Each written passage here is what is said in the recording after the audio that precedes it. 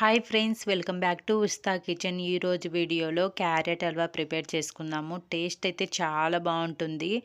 నార్మల్గా మనం స్వీట్ అంటే కేసరి కానీ సేమియా కానీ చేస్తూ ఉంటాము ఎక్కువ శాతం ఇంట్లో. అలా కాకుండా ఇలా క్యారెట్తో హల్వా చేయండి. ప్రతి ఒక్కరికి కంపల్సరీగా ఇంట్లో అందరికీ నచ్చుతుంది. ఈవెన్ వంట రాని వాళ్ళు కూడా చేయగలే విధంగా ఉంటుంది. సింపుల్గా చేసుకోవచ్చు. ఈ ప్రాసెస్లో చేస్తే టేస్ట్ కూడా చాలా బాగుంటుందండి. వీడియో లాస్ట్ వరకు చూసి తప్పకుండా ట్రై చేయండి.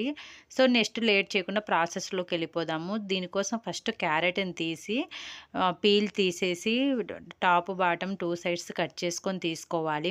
తర్వాత క్యారెట్ అనేది ఇలా తుడుముకోవాలి. మీకు తుడుముకోవడానికి కష్టం అనిపిస్తే చిన్న చిన్న పీసెస్లా కట్ చేసుకొని మిక్సీ పట్టుకోవచ్చు. కానీ మనం మిక్సీ పట్టిన దానికన్నా ఇలా తుడుముకుంటేనే టేస్ట్ అనేది చాలా బాగుంటుంది. అందువల్ల నేను ఇక్కడ తుడుముతున్నాను ఈ క్యారెట్స్ అన్నీ. చూడండి, ఈ విధంగా మన దగ్గర ఉన్న క్యారెట్స్ అన్నీ తుడుముకొని పెట్టుకోవాలి. నెక్స్ట్ ఒక కడాయి పెట్టుకోవాలి. ఇలా కడాయి పెట్టుకున్న తర్వాత ఒక పావు కప్పు వరకు నెయ్యి వేస్తున్నాను. దీంట్లో కొంచెం నెయ్యి ఎక్కువనే పడుతుందండి. చూడండి, ఈ వీడియోలో చూపించిన విధంగా కొంచెం నెయ్యి అనేది ఎక్కువనే ఉండాలన్నమాట. నెయ్యి ఉంటేనే టేస్ట్ చాలా బాగుంటుంది. సో దీంట్లోకి డ్రై ఫ్రూట్స్ వేసుకోవాలి. మీ దగ్గర అవైలబుల్లో ఉన్న డ్రై ఫ్రూట్స్ వేసుకొని లో ఫ్లేమ్లో మాత్రమే ఫ్రై చేసుకోండి.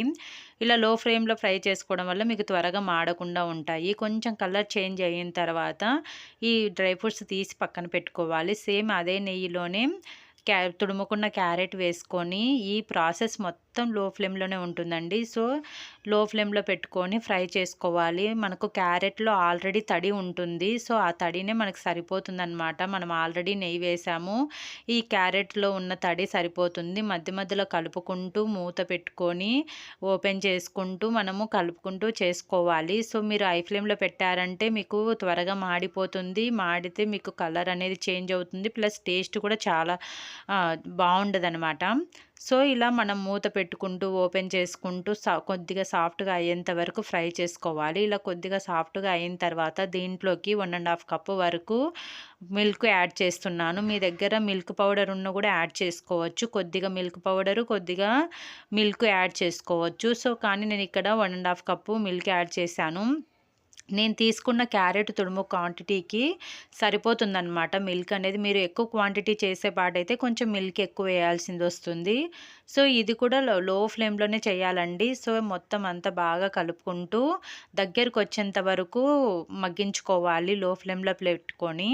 ఇలా మగ్గిన తర్వాత దీంట్లోకి మన టేస్ట్ని తగినట్టు షుగర్ యాడ్ చేసుకోవచ్చు. నేను ఇక్కడ పావు కప్పు వరకు షుగర్ యాడ్ చేశాను. మీరు షుగర్ అవాయిడ్ చేయాలి అనుకుంటే ఇదే ప్లేస్లోనే బెల్లం యాడ్ చేసుకోవచ్చు. బెల్లం తుడుముకొని వేసుకోవాలి. ఈ షుగర్లో ఉన్న తడి మొత్తము రిలీజ్ అయ్యి కొంచెం లూజ్ అవుతుంది కన్సిస్టెన్సీ అనేది.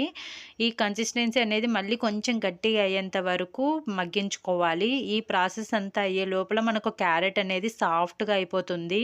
చూడండి ఎంత సాఫ్ట్గా అయిందో. పర్ఫెక్ట్గా మనకు చేత పట్టుకొని చూసినా నోట్లో పెట్టుకున్నా పర్ఫెక్ట్గా అర్థమైపోతుంది అనమాట. సో ఈ ఫైనల్గా దీంట్లోకి మనం ఫ్రై చేసుకొని పెట్టుకున్న డ్రై ఫ్రూట్స్ వేసుకొని సర్వ్ చేసుకోవడమే.